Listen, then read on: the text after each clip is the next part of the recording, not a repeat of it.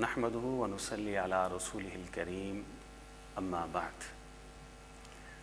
زمین کے سینے کے اوپر اور آسمان کی چھت کے نیچے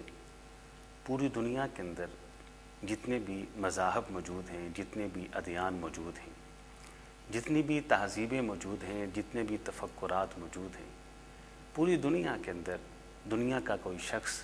دنیا کا کوئی انسان، چاہے وہ کسی بھی مذہب یا دین کو ماننے والا کیوں نہ ہو، وہ کرۂ ارضی کا کسی بھی خطے کا باسی کیوں نہ ہو، وہ اسلام کے علاوہ کوئی ایسا مذہب، کوئی ایسا دین، کوئی ایسی سوسائٹی، کوئی ایسا لا، کوئی ایسا قانون نہیں دکھلا سکتا کہ جس مذہب کے اندر اچھی بیوی کو آدھا ایمان قرار دیا گیا ہو،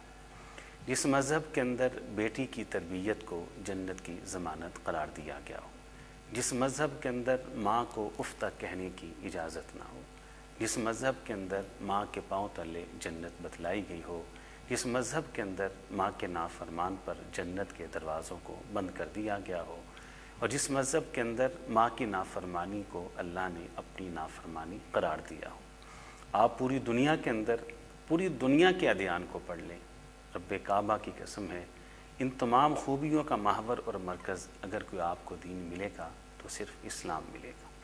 یہ اسلام ہے جو عورت کو ہر روپ کے اندر عزت دیتا ہے، احترام دیتا ہے، تعظیم دیتا ہے اور اکرام دیتا ہے۔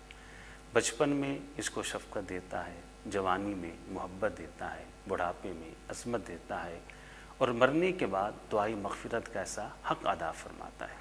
تو اسلام نے جو عزت، جو اکرام، جو مقام، جو مرتبہ اور جو عظمت خواتین کو عطا فرمائی ہے، دنیا کے کسی قانون نے، دنیا کے کسی دین اور مذہب نے عورت کو وہ مقام اور مرتبہ نہیں عطا فرمایا ہے۔ تو اللہ تعالیٰ سے دعا ہے کہ اللہ تعالیٰ ہمیں سمجھ کر عمل کرنے کی توفیق عطا فرمائے۔ وآخر دعوانا الحمد للہ رب العالمین۔